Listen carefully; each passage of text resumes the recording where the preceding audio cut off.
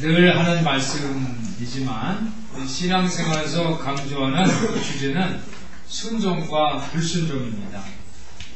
슬기로운 이들은 순종하지만 어리석은 사람들은 불순종한다는 것이 성경 안에 기록된 사람들의 삶의 모습입니다. 마태복음 24장 51절에 보면 생각지도 않은 날에 뜻밖의 시간에 종이 주인에게 와서 종을 처벌하고 또 위선자들에게 벌을 내릴 것이다. 그때 불순종하는 사람들은 술피 울며 이를 갈미 있을 것이다 라고 기록되어 있습니다. 오늘 본문 말씀 마태복음 25장 1절부터 13절까지 말씀에는 슬기로운 종들, 슬기로운 그 처녀들과 어리석은 처녀의 그런 비유들이 나란히 이렇게 함께 등장하는 것을 우리가 볼 수가 있습니다. 어리석고 미련한 처녀들은 등불은 가지고 있었습니다. 그렇지만 기름이 있지를 않았습니다. 그렇지만 슬기로운 처녀들은 등불이 있지만 기름도 함께 준비했다라는 말씀이 오늘 3절부터 4절까지 내용입니다. 5절에 보니까 신랑이 더디움으로 다 졸며 잘세 그랬어요.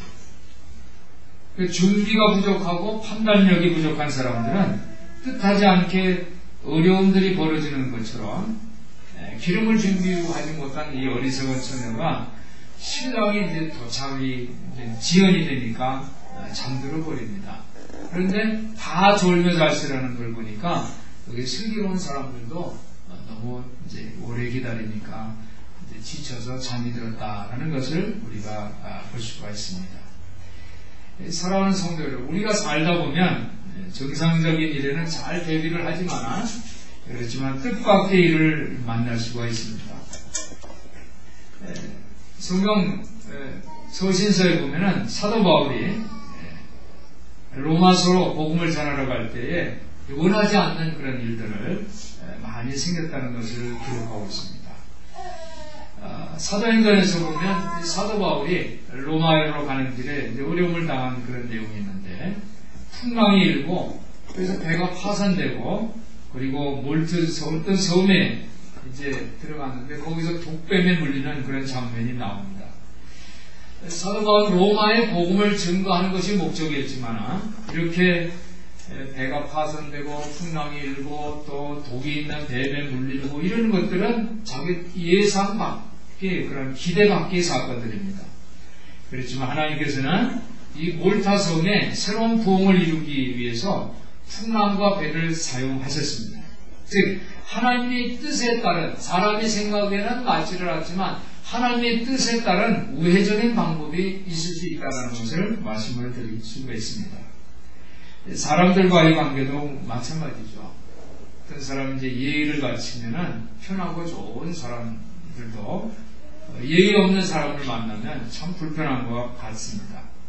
또 나 하나만 잘해도 되지를 않는 경우도 있습니다. 운전할 때 교통사고를 잘 나는 지켰지만 상대방이 교통사고를 무시하고 충분하면 어쩔 수가 없게 되는 것입니다. 그래서 운전할 때도 안전운행을 해야 된다라는 그러한 내용이 있습니다. 나 하나만 해서 나 하나만 잘하면 되지 그게 아니죠. 우리 살다 보면 상대방이 잘못해서 생기는 사고가 있습니다. 이게 돌발 상황이죠.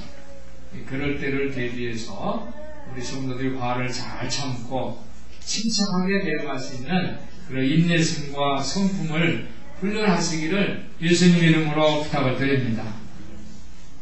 어떤 사람들 두 종류의 사람이 있어요. 어떤 사람은 상대방이 무슨 내가 듣기에 좀 안 좋은 말을 했어요. 상대방이. 근데 한 사람은 그런 소리 했다고 그거를 소화를 하지 못하고 밥 먹는 게 체하고 막 그냥 힘들어하고 안색이 달라지고 그래요. 그렇지만 그렇지 않은 준비된 사람은 그럴 수도 있겠죠 하고 그걸 슬기롭게 넘어가는 그런 사람이 있다는 그런 말씀입니다. 어떠한 일이 생겼을 때 그것을 하나님이 우회적인 방법이다 라고 믿으시기를 생각하시기를 예수님의 이름으로 부탁을 드립니다. 그래서 그 상황을 영적인 그런 상황으로 잘 극복하고 또 견뎌내시는 우리 성도들 되시기를 예수님의 이름으로 축원합니다. 그 영적인 지혜 방법이 있어요. 그 영적인 지혜 방법을 준비하기 위해서 우리는 어떻게 해야 되는가? 오늘 본문이 주는 메시지입니다. 오늘 신랑이 덕이 왔다고 그랬어요. 신랑이 제 시간에만 왔다고 만약에 가정을 한다면 10처녀가 다 신랑을 맞이했을 거예요. 여기서는 미련한 처녀다, 어리석은 처녀라고 했지만 신랑이 제 시간만 왔으면 그 기름 가지고도 준비된 거 가지고도 충분히 신랑을 맞이할 수 있었을 것이다 라는 것을 우리가 생각해 볼 수가 있습니다. 그렇지만은 오늘 본문의 5절을 보니까 신랑이 더디고 왔어요. 그래서 다 졸면서 다 지치고 그래서 자고 있었어요. 그런데 6절에 보니까 밤중에 소리가 났어요. 보라, 신랑이다. 다 맞으러 나오라. 이런 음성이, 큰 음성이 들립니다. 그랬을 때에 미련한 사람들이 깜짝 놀랍니다. 8절에 보니까 미련한 자들이 슬기 있는 자들에게 이르되 우리 등불이 꺼져가니 등불이 꺼져가는 모습을 발견한 거예요. 그래서 뭐라고 얘기합니까? 너희 기름을 좀 나눠달라. 그런 얘기를 해요. 너희 기름을 좀 나눠달라. 그랬을 때 슬기로운 처녀들이 뭐라고 대답합니까? 9절에 보니까 슬기 있는 자들이 대답하여 그러되 우리와 너희 쓰기에 다 부족할까 하느니 이걸 너에게 주면은 나도 부족하고 너도 부족하니까 어떻게 해요? 차라리 파는 자들에게 가서 너희 쓸 것을 가서 사라 그랬습니다. 사랑하는 성도 여러분, 오늘 내가 기름이 준비되지 않으면 내일은 그보다 더 준비되지 않는 것을 여러분들이 깨닫기를 바랍니다. 이 어리석은 처녀들이 기름을 사러 갔어요. 그 사이에 신랑이 도착하는 거예요. 우리가 보험이 딱 끝나고 나면 무슨 교통사고가 나는 것처럼 꼭 이 세상은 일어나는 것이 그래요. 기름을 사러 갔는데 신랑이 도착하니까 슬기로운 처녀들 5명만 이제 이 잔치집으로 들어간다는 거예요. 그리고 10절에 보니까 문은 닫힌지라 그랬어요. 여러분들 이 문을 닫힌다는 것을 우리가 깨닫기 위해서 한번 다 같이 따라해 보시기 바랍니다. 문은 닫힌지라. 준비하지 않는 사람들에게 문은 닫히는 거예요. 그러나 준비되면 그 문 안으로 들어가는 것을 기억하시기를 바랍니다. 자, 보세요. 그런 다음에 그 후에 남은 처녀들, 미련한 처녀들이 그래도 포기하지 않고 어떤 기름 장사할 때 찾아가서 기름을 사가지고 왔어요. 그리고서 문이 닫혀 있는 것을 알고서 문을 막 두들깁니다. 주님 문 좀 열어주세요. 주님 문 좀 열어주세요. 그랬을 때에 그 안에 있는 주님이 뭐라고 대답을 하십니까? 12절에 보니까 대답하여 그러되 진실로 너에게 이르니 내가 너를 알지 못한다는 거예요. 내가 너를 알지 못한다. 예수님께서 하신 말씀이에요. 예수님이 아주 단호하게 말씀하시는 분인 것을 기억하시기를 바랍니다. 그러면서 오늘 13절 마지막 절에 하는 말씀이 그런즉 깨어있으라 너희는 그날과 그 시를 알지 못하느니라. 사랑하는 성도 여러분, 오늘 말씀에 도전이 있습니다. 도전. 첫 번째로는 슬기로운 처녀의 반응이에요. 슬기로운 처녀가 그 옆에 자기와 함께했던 어리석은 처녀 5들에게 어떻게 행동을 합니까? 기름을 좀 꽂달라 그랬더니 그러니까 우리를 도와달라는 거죠. 나 좀 기름 좀 꽂달라 이렇게 했을 때 어떻게 했어요? 딱 잘라서 거절했어요. 딱 잘라 거절했어요. 대신 기름 장수를 가서 찾아가라 그랬어요. 얼마나 냉정합니까? 예수님께서 자기 이웃을 사랑하라고 하셨는데 이웃이 어려움 당할 때 아주 차갑게 내기하는 것처럼 보입니다. 이 말씀을 보면 우리가 이웃을 생각할 때 잘 생각해야 돼요. 우리 이웃에 어리석은 사람들은 포함되지 않는구나 하는 것을 우리가 알 수가 있습니다. 내가 어리석은 사람을 끝까지 붙잡고 있다 보면 나 자신도 그에게서 헤어나지 못하는 거예요.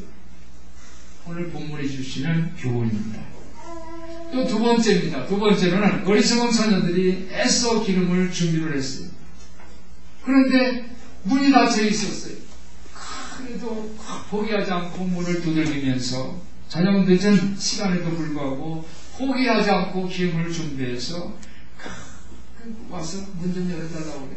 그 끈기, 그 포기하지 않는 모습을 볼 때 어떻게 참 우리 같으면은 그러니까 다음부터 잘해 하고 따끔하게 야단치고 입장을 시켜줘도 되지 않았을까 라는 그런 생각을 해볼 수가 있습니다. 그런데 결론은 그렇게 나지 않았어.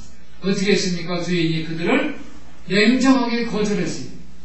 오늘 보니까 이 슬기로운 처녀들도 냉정하고 예수님도 냉정하고 참 냉정한 예수님께서 왜 이렇게 냉정한데? 그런데 말씀은 이 사랑하라라고 말씀하시고 어떠세요? 여러분들 이 말씀 내용을 보니까 이게 사랑이 어떻게 해야지 사랑하는 건가? 당황스럽지 않으세요? 오늘 본문의 메시지 결론입니다. 14절에 보니까 그런즉 당황하지 말고 깨어있으라. 깨어있으라. 한번 따라해보세요. 깨어있자. 깨어있자. 깨어있는 여러분들 되시기를 예수님 이름으로 축원합니다. 오늘 본문에 보면 이 깨어있자. 깨어있자. 어떻게 이 주님의 제자들을 어떻게 훈련할 수 있을까? 이 깨어있어라는 거예요. 깨어있어. 주님의 심판이 왜 늦게까지 와서 문 열어달라면 열어주지 왜 그런가 하고 심판이 정당하냐 정당하지 않느냐 이런 문제가 아니라 오늘 단호하게 말씀하시는 말씀은 깨어있으라는 거예요. 깨어있으라. 바로 순종과 불순종의 내용입니다. 사랑하는 성도 여러분, 우리가 무슨 다른 방법을 찾아서 문제를 해결하는 것 이게 중요한 것이 아니라 오직 순종하는 것만, 깨어있으라는 그 말씀에 오직 순종하는 것만이 그날과 그 시를 내가 만나서 신랑을 만나서 천국잔치에 들어가게 되는 것을 기억하시기를 바랍니다. 심판의 주님이 오실 때 그분이 재림 주님으로 오실 때냐 아니면 내가 이 살아있을 때냐 아니면 내가 죽었을 때 사후에 그 날이 올 것이냐 이런 문제가 거기에 매달리지 말고 언제 주님이 오시지 여기에 매달리지 말고 더 중요한 것은 깨어있으라는 거예요. 깨어있으라.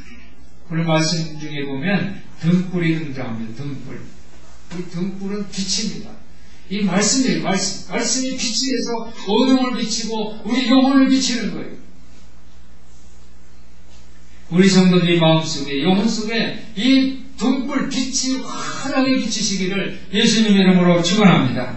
근데 등불만 있는 게 아니에요. 기름이 있어요. 그 불을 피우기 위해서 기름이 있었다는 거예요. 기름. 근데 이 기름은 성령을 함축하고 있어요. 성령이라는 뜻이에요. 성령. 성령이 없이는 우리의 그 빛은 꺼질 수밖에 없어요. 우리가 말씀을 지식적으로 많이 하라고 내가 기름이 없으면 성령이 없으면 이걸 깨달을 수가 없는 거예요. 그래서 성령님은 말할 수 없는 탄식으로 우리를 위해서 기도하신다고 해서 기도. 우리를 위해서 기도하시는 분이 성령님이시죠. 성령님이 있어야지 내가 성령으로 충만해야지 말씀을 읽을 때에 말씀을 받을 때 깨달음이 오는 것을 기억하시기를 바랍니다.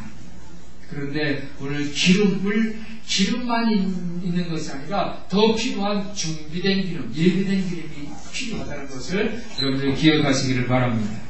우리가 기름은 예를 차에다가 기름을 넣었어요. 근데 한번 기름 넣으면 그 가지 1000kg건 10,000kg건 달릴 수 있잖아요. 기름은 언젠가 연료는 바닥날 수밖에 없는 거예요. 다시 재충전해서 채워야 돼요. 마찬가지예요. 성령님도 내가 성령 받았다. 한 번 받아도 되는 게 아니에요. 기름입니다. 계속 재충전을 시켜야 돼요. 내가 옛날에 성령 받았어. 내가 기도원 가서 은혜 받았어. 그걸로 평생도록 써먹을 수는 없는 거예요. 늘 기름을 재충전해야 하는 것입니다. 사랑하는 성도 여러분, 여러분들이 늘 성령의 충만함으로 재충전하시기를 예수님의 이름으로 축원합니다.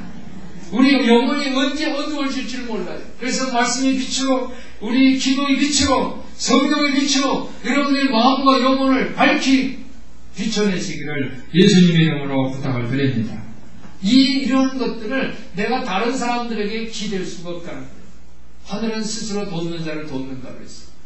내가 깨어있고 내가 기름을 준비하고 성령을 준비하고 말씀의 빛을 비추어내는 여러분들 되시기를 예수님의 이름으로 축원합니다. 오늘 슬기로운 처녀들은 그들의 기름을 어리석은 처녀들과 나눌 마음이 없었어요. 그렇다고 해서 그들을 비난할 수가 없습니다. 그들이 한밤중에 자기의 등불을 계속 켜두었기 때문에, 그래서 그것이 필요하기 때문에 기름이 계속 필요했던 거예요. 사랑하는 성도 여러분, 교회는 세상 속에 있습니다. 여러분들은 세상 속의 교회입니다. 여러분이 중요한 이 성령, 이 신랑 예수가 오시는 이 예비된 기름이 부족해서 예수님을 맞이하지 못한다면 빛은 영원히 사라지는 것을 기억하시기를 바랍니다. 오늘 성경 본문을 보니까 신랑이 모든 손님을 다 받는 분이 아니에요. 이 신랑은 다 보면 이 교회는 만인의 집이다. 누구든지 다 와라. 이렇게 말씀하시는 것 같죠. 그러나 실질적으로 신랑은 참 어떻게 보면 고집스러운 남자 같아요. 참 고집이 많아요. 왜 고집이 많냐? 기름을 준비하고 자기를 지킨 사람들만 등장시 입장을 시키잖아요. 그렇지 못한 사람은 나는 너를 알지 못한다라고 단호하게 말씀하시는 거예요. 얼마나 고집이 있어요. 오늘 신랑은 잔치를 열자고 하십니다. 교회의 사명을 완수하라고 말씀하십니다. 그러므로 교회가 졸고 있으면 안 돼요. 잠든 교회의 신랑은 나는 너희를 알지 못한다고 말씀하시는 거예요. 오늘 갑자기 한밤중에 나팔 소리가 납니다. 혼인잔치 시작을 알리는 그런 종이 울렸어요. 10처녀 중 5처녀는 준비가 되어 있었지만 다른 5 미련한 처녀는 준비가 되지 않았어요. 신랑이 왔을 때에 10명이 다 허둥댔어요. 그렇지만 어떻게 합니까? 슬기로운 5처녀는 준비되어 있었다는 거예요. 밝은 등불을 갖기를 예수님의 이름으로 부탁을 드립니다. 늘 촛불을 준비하시기를 바랍니다. 그리고 무엇보다 여러분들이 예비된 준비된 기름을 준비하시기를 예수님의 이름으로 부탁을 드립니다. 예비된 기름을 준비하는 사람이 바로 하나님의 사람이에요. 하나님의 사람. 한번 따라해 보실까요? 하나님의 사람. 여러분들이 하나님의 사람 다 되시기를 예수님의 이름으로 축원합니다. 우리 교회는 어른을 섬기고 아이들을 사랑하는 그런 교회로 이미지화했어요. 그래서 교회에 이 5가지 사명이 있는데, 예배, 교육과 훈련, 전도와 선교, 교제, 지역사회 성김이 이 5가지 사명을 이루기 위해서 우리 교회는 늘 깨어서 준비하고 있습니다. 그래서 저는 이 5가지 사명 중에서 예배된 기름이 뭔가, 무엇을 우리가 예배해야 되는가, 이런 내용들을 잠깐 소개하려고 합니다. 첫 번째로는 목적 있는 예배. 한번 따라해 보실까요? 목적 있는 예배. 오늘 주일은 목적 있는 예배를 드립니다. 오늘 이 11월 달은 영적 추수의 달이에요. 그래서 오늘은 목적 없는 하나님의 축복을 감사하는 오늘 예배입니다. 하나님의 축복을 감사하는 여러분들 되시기를 예수님의 이름으로 축원합니다. 우리가 이 목적 있는 예배를 드리기 위해서 예배 중간에 여러분들이 예배자로 나서서 그래서 큐티도 하고 성신앙독도 하고 그러는 거예요. 이런 것이 바로 참된 예배자로 참여하기 하기 위해서 이런 순서를 넣는 거예요. 오후 예배 때는 어머니, 권사, 아버지 이 기도회를 이제 개최하려고 합니다. 월 2회는 사역 예배로 여러분들이 팀과 목장 예배를 드리고, 그리고 또 새벽 기도회 때는 새벽 기도 11조, 또 수요 금요 기도회 때는 매달 첫째 금요일에는 담임 목사 안수 기도를 하고, 두 번째 금요일에는 연합으로 금요 기도회를 하고, 절기별로 주일학교에는 또 연합 예배를 드리는 그런 예배를 준비하고 있습니다. 두 번째로는 교육과 훈련이에요. 한번 따라해 보세요. 교육과 훈련.